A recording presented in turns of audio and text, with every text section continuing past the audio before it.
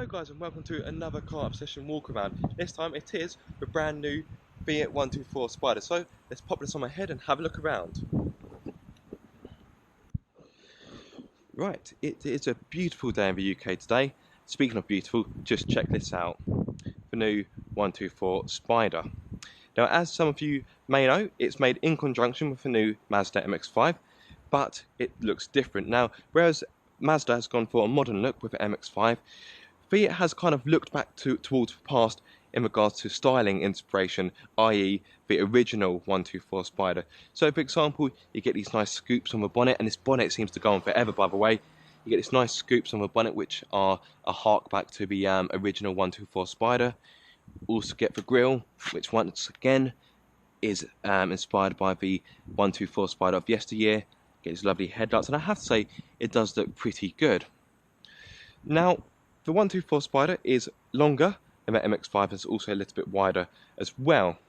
And another interesting fact for you, they don't share the same body panel. So for those of you that think, oh, it's just an MX-5 with a Fiat badge on it, well, I can see where you're coming from because they do share the same suspension and gearbox and underpinnings and so forth, but all the body panels on the 124 Spider are different to that of the MX-5. So let's say, for example, you damaged the front wing. If you were to take a front wing of the Mazda MX-5 and try and put it on, it wouldn't fit. So, like I say, the styling is definitely different. And I have to say it looks really good.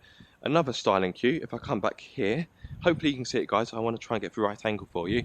But the way how the boot sort of goes down and comes back up again, that is inspired by the original 124 Spider. And I have to say it looks pretty good. But let's jump inside. Don't know whether I mentioned, but you've got 17-inch alloys, which look rather nice. You've got keyless entry as well. There we go. And it's going to be pretty warm in here, isn't it? Right, let's climb in. Yeah, it's like a sauna in here. So without further ado, let's close that. Let's get this roof down. So the roof isn't electric, but it's quite nice and simple. Unclip that, pop that down like so. And then you're open to the world and all the elements and the birds tweeting and the sunshine. It's glorious. Right, let's pop on the ignition so I can show you the toys. Whilst I'm waiting for that to load up, you've got electric windows, obviously. You've got cruise control, heated seats, which on a day like today you won't need. Climate control. And let me show you through the touchscreen. So you've got Bluetooth connectivity, so you can play music via your phone, or if you want to take incoming calls, you can do that as well. So that's got your communication. You've also got DAB radio. Now, one thing it hasn't got, which is kind of disappointing, is it hasn't got Apple CarPlay or Android Auto, which is a little bit annoying. Actually, I just realised I've not told you the price. So this is for top of the range model for Lusso Plus, which is priced at £25,050, whereas the base model is priced at £21,050. Then the mid-range model is priced at £23,800. Got navigation as well. And another feature this has, which I rather like, gonna have to jump out to show you. Don't know if I mentioned, but it has cruise control as well, automatic lights and wipers, LED lights. It's got the Bose sound system, so it's got 9 speakers. As you can see, it's got speakers in the headrests, and obviously it's got speakers in the doors and tweeters and so forth. And I have to say, it does sound pretty good. Now, I must confess, me personally, I don't really notice the speakers in the headrest that much, but I suppose if you took them away then I would notice. But when I'm playing music, I don't really get the sensation that I've got music coming out here, but like I say, if you were to take it away, I might notice it more. So the inside of the 124 Spider is virtually identical to the MX-5. Only real differences are, obviously you've got a Fiat badge instead of a Mazda badge. You've got leather on the bottom part of the dashboard, which is quite nice. There's no real glove box, but you do get a little cubby here. Got the owner's manual in there. Got a cubby holder, 2 cup holders, little storage area here. Also different to the MX-5, it's got different door panels, but other than that, it's got different gear stick as well, I believe. But other than that, you sort of get in here, and if it had a Mazda badge on it, you probably wouldn't think any different. But the inside is quite a nice place to be, although I do have one small complaint. These sun visors, very cheap, quite nasty, and they look like they should be in a really sort of basic hatchback, sort of hatchback you pay 9 grand for, 10 grand for. You know, they are yeah, it's going to sound harsh, but they are quite horrid. But obviously, when you're driving, you don't really notice it. But yeah. Hello. Actually, straighten that up a little bit. Right, okie dokie, so that is the inside covered. Let me quickly show you the boot, which is obviously not going to be massive, but it is 10 litres bigger than the MX-5. That's just because I've left the ignition on. Yeah, be quiet. So, you're looking at 140 litres, which I know isn't massive, but let's be honest, you don't buy this car for practicality. It's actually quite deep. You get a sense that if you go any deeper, you're going to end up in Narnia. The first time I actually opened this boot was kind of in the dark. I was in an underground car park and I couldn't see the bottom of the boot, so I put my bag and I sort of went and almost fell in it, which was kind of funny but also awkward at the same time. So yeah, a little bit bigger than the MX-5. So if you're looking for practicality, that's well, actually, let's be honest, if you're looking for practicality, you're not going to buy a car like this, are you? But you get my point. Right, let's flip open the bonnet, like so. I can show you the engine. Now, one of the main differences between the MX-5 and the 124 Spider lie underneath the bonnet. So let me just see if I can get this right first time. Yep, there we go. Still nice and warm from where I've driven it. Right, okay, so you're looking at a 1.4 litre MultiAir turbocharged petrol engine, which produces 140 horsepower with 240 newton meters of torque.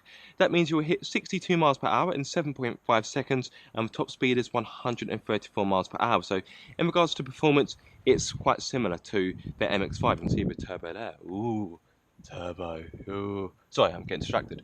Now, a few moments ago I mentioned the differences. Now, the MX-5 has a choice of two engines, but quite importantly, they are both naturally aspirated. So you can either have a 1.5 litre petrol or a 2 litre petrol. So if you want a turbocharger, you have to get the 124 Spider. Now, I'm sure many of you aren't really concerned about the economy, but here it is anyway. So combined MPG is 44.1 miles to the gallon, and the CO2 is 148 grams per kilometre. So obviously not the greenest engine going, but it's not made to be green, it's made to be fun, which surely it's more important, isn't it? Now, I had a fight with this earlier, and I'm having another fight with it. Don't know what it is, but this is quite fiddly. This is, there we are. It's almost typically Italian. Right, let's pop that down. Oh, there we go. Before we finish, I just want to quickly start up the engine, which I don't normally do in these kind of walkarounds, but I think it's quite a good sounding engine, so why not? Hopefully you'll be able to hear it, guys, but the roof is down, of course, and this seat is boiling. Right, foot on clutch. I think it sounds pretty good, in all honesty. Let's give it a few revs, try not to upset the neighbours too much.